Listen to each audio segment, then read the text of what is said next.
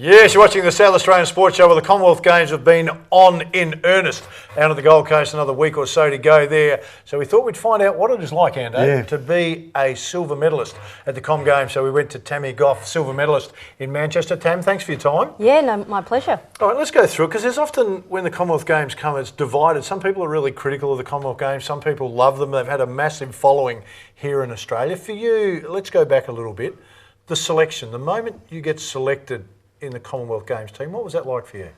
It was pretty amazing because for me, it was actually the first time the table tennis was going to be in the Commonwealth Games.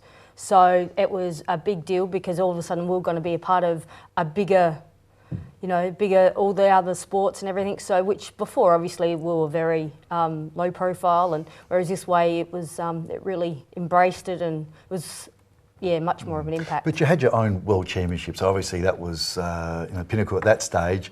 But it wasn't more the case of a lot of other sports coming together and you're sort of staying together and just sort of bumping shoulders with other sports and other sports people. Absolutely. Yeah.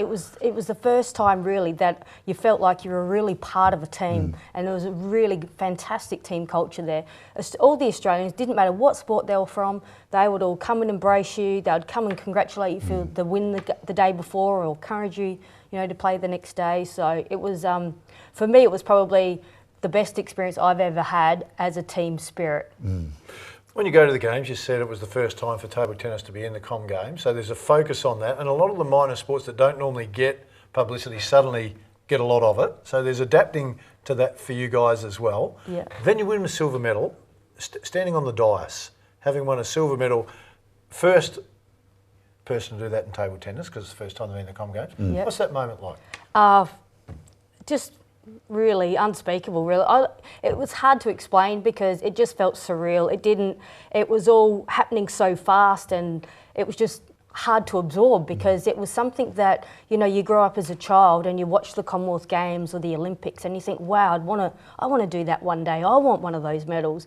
And it was all that coming together, and it sort of didn't really hit home until I sort of got home and the reality of the Ticketek parade and getting all the accolades where it actually felt real. Did it change your life? Did that change for you? Suddenly there's recognition, but then of course on the other side of that, so it's a two-part question. That part, did it change your life? And then it drops off because then new athletes get recognised. It's a momentum, swing up and down. How did it change for you? Yeah, absolutely. Like I did find, at first it was all very exciting and doing interviews and radio stuff, and I really enjoyed all that. But then when we started getting back to reality, I think for me, my grandpa used to always say to me, I'll make it to the top, but I won't stay there long because I won't be able to cope with the success. And he was completely true. It was completely right, because I got up to the top and my mental state used to always be, I was determined to win, and I was so good under pressure. That was probably one of my strongest things. But after coming back and having all of a sudden all these expectations on me, all of a sudden I was scared to lose. And all of a sudden my mindset changed.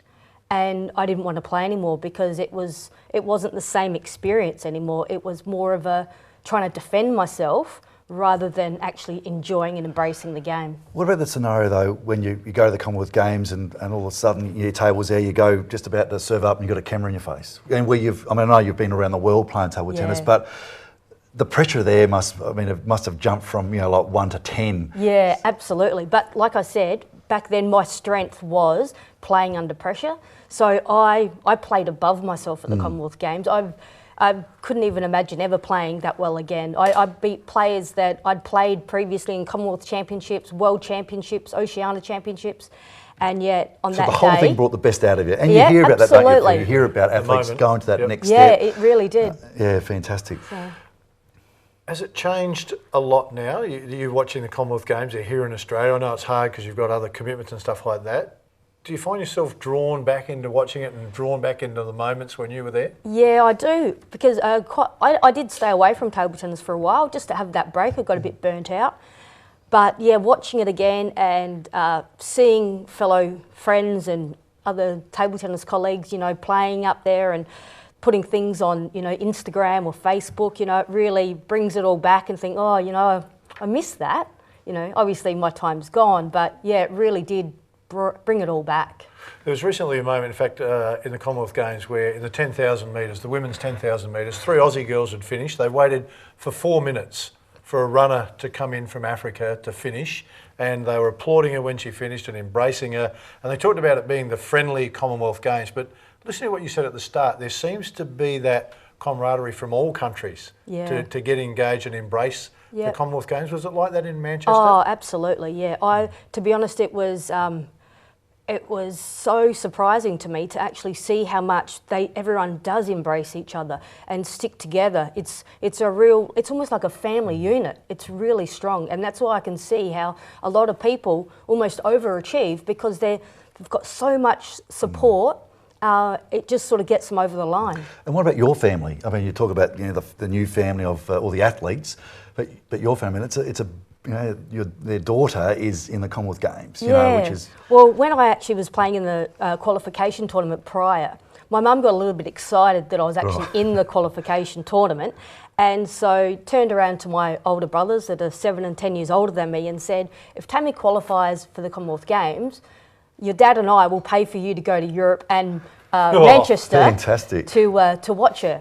Now, I don't think mum and dad expected me to qualify. Clearly, that's why they made the offer. Yeah. So I think once I qualified, they were thrilled, and then my brothers have gone, well, we're all going to Manchester. So it was quite an experience. Did they feel the pressure as well? They yelled louder, and you heard them a bit more, and they were a bit more tense. You going into the games because it's a big occasion. Oh, massive! And normally my mum is very theatrical and all over the place, like watching me play table tennis. In fact, there'd be times where I turn around and say, shh, mum, stop. Whereas now my brothers had her under strict instructions, not to move, not to say a word. So when they would have like the camera right in front of her face, she's just sitting here like this.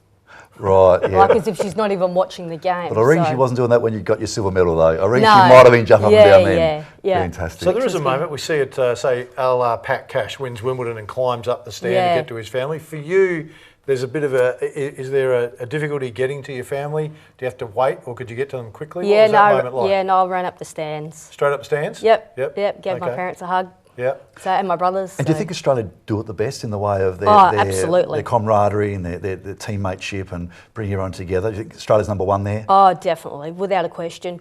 Even in the food hall, like you could be sitting down, and I remember just sitting there by myself, just having some lunch, and all of a sudden, the whole Australian swim team just sat around me on the table, and I was quite in awe. I'm looking around. There's like Matt Welsh and Ian Thorpe and Michael Klim. I'm like, wow, you're sitting with me. It was like a bit of a shock for me. So, but it didn't stop there. That happened everywhere, even in like where we stayed, like where our sleeping venues were. They would come and we watched a game and we did. It was just amazing. Everyone. Although you were representing Australia when they come and sat with you, like they were. So we were in the same tier. You were part of the staff. Text messaging going on at the moment with Andre Lamanis, of course, head coach of the Boomers at the Commonwealth Games, and the message that keeps coming back from him is how much he's enjoying it. So, he knows the pressure's on, he knows they have to succeed, but listening to you, there seems to be this real enjoyment that goes with the Commonwealth Games. Yeah, absolutely. I think because